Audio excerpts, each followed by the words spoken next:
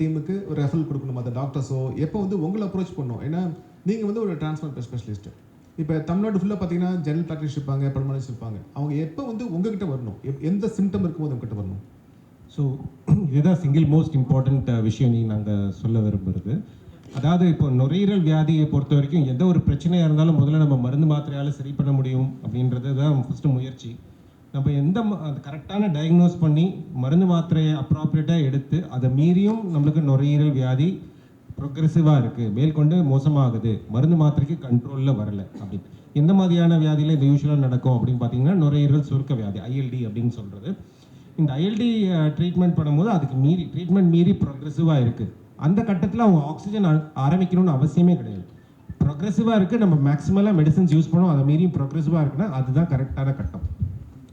Oxygen தேவைப்பட்டு ஒரு 10 litre ஆக்சிஜனுக்கு அப்புறம் வந்தக்கப்புறம் நம்ம டிரான்ஸ்பிளான்ட்டை யோசிச்சோன்னா அதுக்கப்புறம் தான் இந்த மாதிரியான பிரச்சனைகள்லாம் நம்ம ஹாஸ்பிட்டல்லையே இருக்க வேண்டியதாக இருக்கும், டிஸ்சார்ஜ் பண்ண முடியாது, ஹாஸ்பிட்டலில் இருந்துட்டு இருக்கும் போதே ஆர்கன் உறுப்புக்காக வெயிட் பண்ணணும், அது எப்போ வரும்னு சொல்ல முடியாது, 4 மாதம் 5 மாதம் ஹாஸ்பிட்டலில் இருக்க வேண்டியதாக இருக்கும். இதே இல்லாமல் நம்ம ஏர்லியர் ஸ்டேஜ்லேயே கன்சிடர் பண்ணும்போது வீட்டில் இருந்து நம்ம நடந்து டிரான்ஸ்பிளான்ட் வந்து பண்ணிக்கிட்டோம்னா ரெக்கவரி ரொம்பவே ஃபாஸ்ட்டாக இருக்கும். ஸோ அந்த அவேர்னஸ் வந்து ரொம்பவே இம்பார்ட்டண்ட். 2 லெவல்லையும், பல்மனாலஜிஸ்ட் லெவல்லையும் இம்பார்ட்டண்ட், பேஷண்ட் லெவல்லையும் important. Thank you. Lung transplant, there are many ways of doing lung transplant. It's a single lung, sometimes you remove both lungs. Can you just briefly talk about how do you perform the surgery, how complex it is? Sure.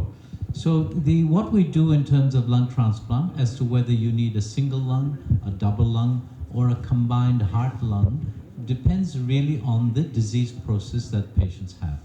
So if it is a non-infective disease, then, and depending on your age, and if you're over probably 60 years old or more than that, then you can often have a single lung transplant, particularly if you're worsening on the wait list, and that will expedite. You will have a lower risk surgery, and the prognosis is the same. Younger patients, of course, than that, and for infective causes, will need bilateral lung transplant. And ILD, for many, when it's very progressive, we typically try and do double lung transplant for most patients, but single where it's only possible to try and reduce the risk and make sure we give them a very good afterlife. Now, the other issue is with heart-lung. So many patients have diseases, primarily of heart or the lung, which then damages the other organ. So both are failing, and therefore both need to be replaced. And this is typically in younger patients with congenital heart disease or other patients from lung disease called primary hypertension, which is raised blood pressure in your lung arteries. So these two groups are the ones that need the heart-lung combined transplant, which is a bit more complicated. And we do that, these transplants, so a heart-lung is done through the middle of the chest, single lung is done through one side.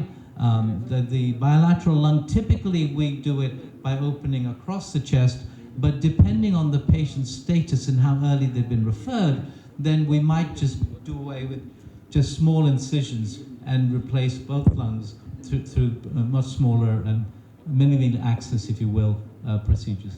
Thank you, Dr. Murthy. Can you bring in one of your other patients, please? அவங்க எங்கே இருக்கட்டும், இங்கே இருக்கட்டும், இங்கே உட்காருங்க. Can have one more chair? Sendil. Sendil எங்களோட one of our most challenging patients. Challenging ECMO and எக்மோவில் நம்ம பண்ணும்போது ஈவன் தோ ராஜா சார் சொன்ன மாதிரி எனக்கு ஒரு இடத்துலையும் இன்ஃபெக்ஷன் வரல. எவ்வளோ தான் நம்ம வந்து அதுக்குன்னு நிறையா இன்டர்வென்ஷன்ஸ் பண்ணுறோம், நர்சிங் கேர்லேருந்து எல்லாம், பெட் சோர் வரக்கூடாது, எந்த லைனில் இன்ஃபெக்ஷன் வரக்கூடாது அப்படின்னு. ஆனாலும் நம்ம பண்ணுறது ஒரு எக்ஸ்ட்ரீம்லி ஆர்டிஃபிஷியலான ஒரு விஷயம். ஸோ ஒன்ஸ் இன்ஃபெக்ஷன்ஸ் வரது it's a question of time.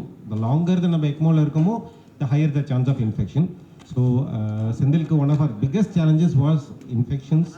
இந்த இன்ஃபெக்ஷன் டிரான்ஸ்பிளான்ட்டுக்கு அப்புறம் வந்தது ஈவன் மோர் சேலஞ்சிங். ஸோ அவரோட ஜேர்னியை ஹீ வில் ஷேர் வித்.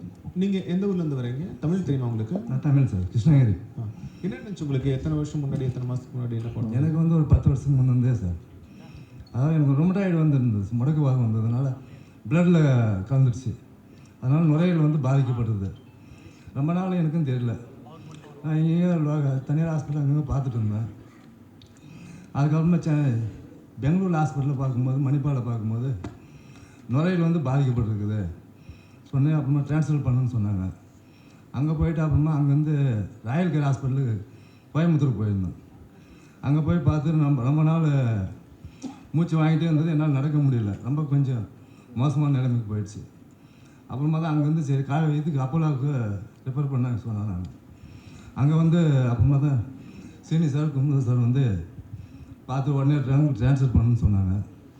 உடனே எனக்கு லங்கு உடனே கிடச்சிது. ஒரு 15 நாளுக்கும் கிடச்சிது. கிடச்சி அப்புறமா ட்ரான்ஸ்ஃபர் பண்ணி எனக்கு அதுக்கு முன்னே வந்து கான்செப்ட் இருந்துச்சு. லங்கு வந்து நுரையீரல் வந்து சுவாசிக்க முடியாமல் எக்மோ கருவி வச்சுருந்தாங்க. எக்மோ கருவிலேருந்து தான் ட்ரான்ஸ்ஃபர் பண்ணாங்க. அப்புறமா ரொம்ப நாள் இருந்து குணமாகி நல்லா இருக்கும் சார். ரொம்ப நன்றி, வாழ்த்துக்கள் குணமாகறதுக்கு. இப்போ ஒருத்தருக்கு வந்து நீங்கள் எக்மோ போட்டிருக்கீங்க, இன்னொருத்தருக்கு எக்மோ போடல, எப்படி டிசைட் பண்ணுவீங்க ஒரு பேஷண்ட்டை மேக்ஸிமம் எவ்வளோ நாள் எக்மோ? ஏன்னா ஒரு சிலருக்கு அவருக்கு லக்கியில் ஒரு 15 டேஸ்லேயே கிடச்சிச்சு. சம் பேஷண்ட்ஸுக்கு 6 months ஆகலாம். சாரி பேசலாமா? 6 months ஆகலாம், 1 வருஷம் ஆகலாம். எப்போ டிசைட் பண்ணுவீங்க எக்மோ வேணுன்ட்டு? மேக்ஸிமம் எவ்வளோ நாள் ஒரு பேஷண்ட்டில் எக்மோ இருக்கலாம்? ஸோ 2 செப்பரேட் விஷயம். ஒன்று எப்படி டிசைட் பண்ணுறோம் நம்ம எக்மோ தேவைப்படுது அப்படின்ட்டு. எக்மோ தேவை வந்து லங்ஸோட ஃபெயிலியர் அவ்வளோ சிவியராகி அவங்களுக்கு ஆக்சிஜனோ இல்லை வென்டிலேட்டர் கருவி மூலியமோ அவங்களோட ரத்தத்தில் ஆக்சிஜனை கலக்க முடியல நம்மளால் அப்படின்னா அதுக்கு மேலே ஆர்டிஃபிஷியல் லங்ஸ் தேவைப்படுது அப்படிங்கிற போது பகுதி. உங்கள் லங்ஸ் சுத்தமாக வேலை செய்யலை, ஒரு 5% கூட வேலை செய்யலை அப்படின்னா நம்ம ஆர்டிஃபிஷியல் லங்ஸ் தேவைப்படுது. அந்த ஆர்டிஃபிஷியல் லங்ஸை தான் நம்ம எக்மோ கருவியாக இந்த டைமில் பயன்படுத்துகிறோம். ஸோ முடிஞ்ச வரைக்கும் ஜென்ரலாகவே டிரான்ஸ்பிளான்ட்டாக ஆக்சிஜனில் இருக்கும் போதே பண்ணிக்கிறது பெட்டர். ஏன்னா இப்போ எக்மோ கருவியில் இருக்கும் போதுன்னா அப்போ நம்ம எக்மோ போட்டு டிரான்ஸ்பிளான்ட்க்கு அப்புறம் தான் நம்ம ஐசியூ விட்டே வெளியில் வர முடியும் இல்லையா? ஸோ அதனால நம்ம ஐசியூவில் இருந்து நம்ம லங்ஸ் கிடைக்கிற வரைக்கும் வெயிட் பண்ண வேண்டியதாக இருக்கும். ஒவ்வொரு நாள் எக்மோவில் இருக்கும் போதும் எக்மோட காம்ப்ளிகேஷன்ஸ், இன்ஃபெக்ஷனோ இல்லை ப்ளீடிங்கோ அந்த ரிஸ்கோட இதை நம்ம எடுக்க வேண்டியதாக இருக்கும். ஸோ இந்த மாதிரியான சுச்சுவேஷன் தான் எக்மோ. ஸோ எவ்வளோ நாள் நம்ம எக்மோவில் வச்சுக்க முடியும் அப்படின்றது ஒரு அப்பர் லிமிட் இல்லை. இது அப்பர் லிமிட் வந்து காம்ப்ளிகேஷனை டிபெண்ட் பண்ணி தான். ஸோ லாங்கஸ்ட்டு பார்த்தீங்கன்னா 4 மாதம் 5 மாதத்துலேயும் நம்ம பண்ணியிருக்கோம். ஷார்ட்டஸ்ட் பார்த்தீங்கன்னா one of our shortest transplant Senthil 6 நாள்லேயே ஆக்சுவலாக எக்மோ போட்டு 6வது நாள் அவருக்கு லங் கிடச்சிருச்சு. பட் நம்மளுக்கு ஹார்ட்டை பொறுத்த வரைக்கும் காலையில் விஏவி எக்மோ போட்டோம், சலீம் சருக்கு ஈவினிங்குள்ளே ஹார்ட் கிடச்சிது. ஸோ டிபெண்ட்ஸ் நம்மளுக்கு. Sir Salim can you join us? One more chair please.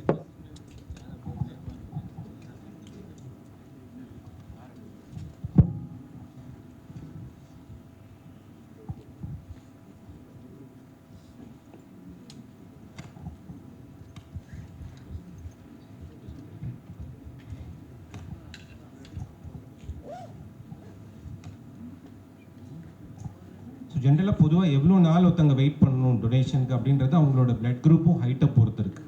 So அது எக்மோவோ இல்லை எக்மோ இல்லாதது வந்து தமிழ்நாடை பொறுத்த வரைக்கும் ஒரு ப்ரையாரிட்டி கிடையாது. கவர்மெண்ட் சென்ட்ரல் கவர்மெண்ட் நோட்டோ லெவலில் சம் ப்ரையாரிட்டி இருக்குது எக்மோ போடுறவங்களுக்கு. பட் தமிழ்நாடை பொறுத்த வரைக்கும் நம்மளுக்கு பதிவு செஞ்ச டேட்டில் ஒண்டி தான் இருக்குது. ஸோ இதனால நம்ம ஒன் மோர் ரீசன் நம்ம ஏர்லியராக கன்சிடர் பண்ணுறது ரொம்பவே இம்பார்ட்டன்ட். Thank you so much. உங்களுக்கு ஏதாவது கொஷின்ஸ் இருக்கா? தேங்க்யூ, நீங்கள் வெயிட் பண்ணுங்கள். Thank you so much. Thank you sir, thank you. இன்னைக்கு உங்களுக்கு எதாவது கொஷின்ஸ் இருக்கா? உங்களுக்கு டீம் கிட்டேயோ அல்லது பேஷண்ட்ஸ்கிட்டயோ எதாவது கொஷின் கேட்கணும்னா நீங்கள் கேட்கலாம். ஏன்னா இன்னும் டைம் ஆகிட்டு இருக்கு, ரொம்ப 3:45 ஆகுது. எனி கொஷின்ஸ் பண்ணி? எக்மோனா என்ன? அந்த கொஷின். ஸோ எக்மோனா ஒரு கருவி.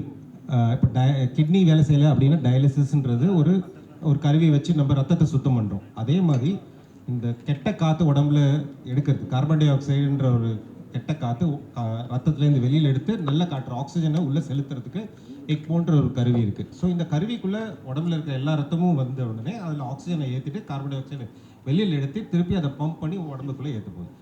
ஆனால் டயாலிசிஸ் ஒரு வாரத்துக்கு 3 நாள் பண்ணால் போதும். ஆனால் நம்ம மூச்சு எடுக்கிறதும் இருதயம் துடிக்கிறதும் ஒவ்வொரு செகண்டும் நடந்துட்டு இருக்கு. ஸோ அதே மாதிரி இது ஒவ்வொரு செகண்டும் பண்ண வேண்டிய ஒரு விஷயம். நம்ம நிறுத்த முடியாது, நடுநடுவில் பண்ண முடியாது.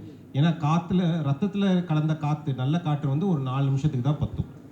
4வது நிமிஷத்தில் ஆக்சிஜன் பத்தாது நம்மளுக்கு. ஸோ அதனால் நம்ம இது ஒரு கண்டினியூஸாக ஓடிட்டுருக்கும். அதான் பிரச்சனை. சிம்பிளாக டிஃப்ரென்ஸ் என்னென்னு பார்த்தீங்கன்னா, ஒரு கிட்னி ஃபெயிலியரில் டயாலிசிஸில் இருந்தாங்கன்னா 10 வருஷம் 15 வருஷம் கூட அவங்க டயாலிசிஸில் இருக்கலாம். ஆனால் எக்மோவில் இருந்தாங்கன்னா ஒரு லங் ஃபெயிலியர் பேஷண்ட்ஸு மேக்ஸிமம் ஒரு 6 மாதம், மேக்ஸிமமாக புஷ் பண்ணலாம். அதுக்கு மேலே அவங்க எக்மோ மிஷின் இருக்க முடியாது. அதுதான் ஒரு மேஜர் டிஃப்ரென்ஸ். அதனால தான் ஒரு சீக்கிரமாக வரணும், ரொம்ப வெயிட் பண்ணாதீங்க, வந்தீங்கனாலுமே ஒரு 6 மாதம் 1 வருஷத்துக்குள்ள நம்ம ட்ரான்ஸ்ஃபர் பண்ணணும். ஆனால் கிட்னி அது மாதிரி கிடையாது. அதனால தான் லங் வந்து ரொம்ப ரொம்ப இம்பார்ட்டண்டான ஒரு ஆப்ரேஷன், லங் டிரான்ஸ்பிளான்ட். வேறு ஏதாவது கொஷின்ஸ் இருக்கா உங்களுக்கு?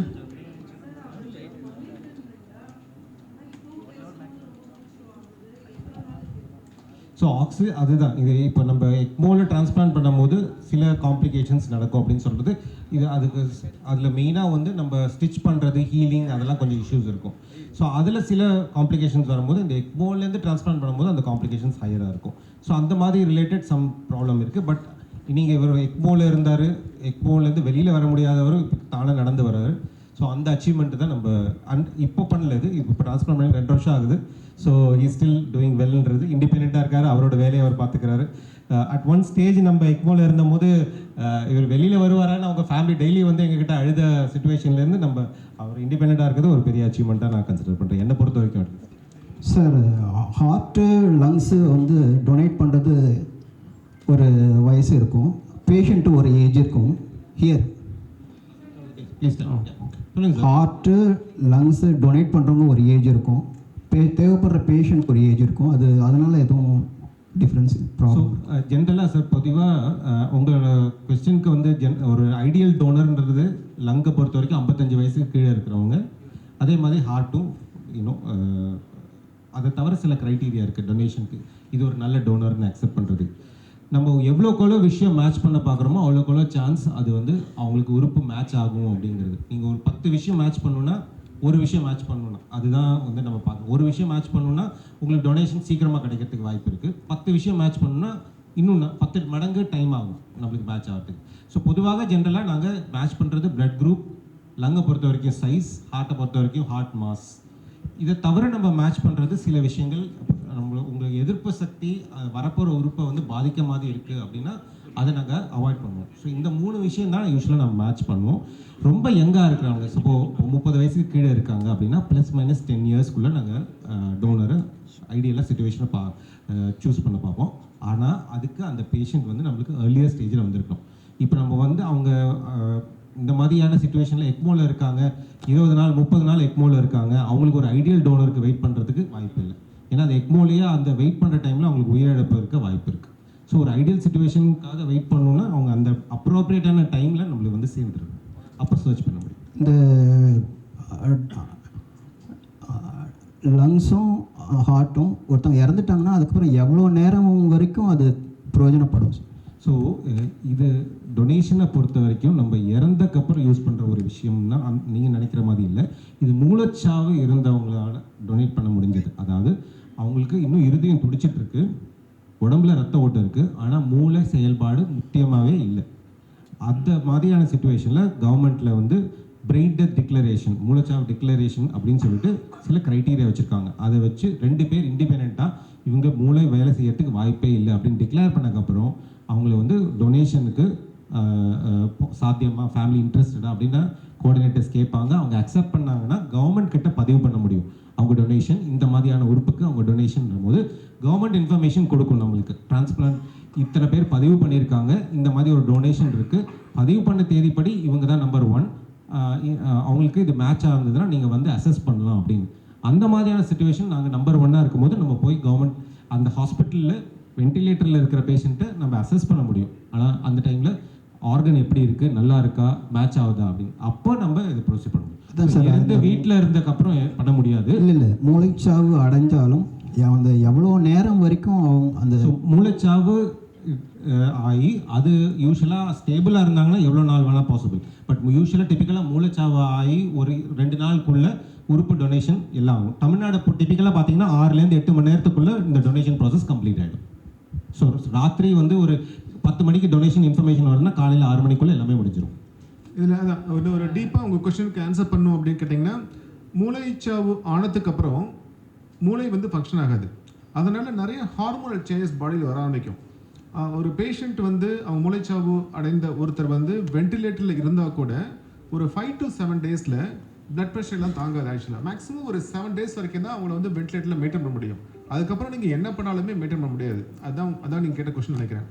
செகண்ட் வந்து இப்போ ஒரு மூளைச்சாவு வருது, ஒரு 24 ஹவர்ஸ் வெயிட் பண்ணோம், டிக்ளரேஷன் பண்ணோம். ஹார்ட்டை எடுத்துட்டா உடனே டிக்ளேர் பண்ணிடுவாங்க அடுத்தது. போதுங்களா? அந்த டொனேஷன் ஸ்டார்ட் பண்ணி முடிஞ்சாலே டெத், கம்ப்ளீட் டெத். அதுக்கப்புறம் மூவ் பண்ணி ஆரம்பிச்சிடுவாங்க. அதான் உங்கள் question answer. Sir doctor please one second. Doctor Kumud பேசும்போது he told something about expansion of this transplant program to other tier 1 cities, Bangalore, Bombay and அதுக்கான ஸ்கோப் என்ன இருக்குது? how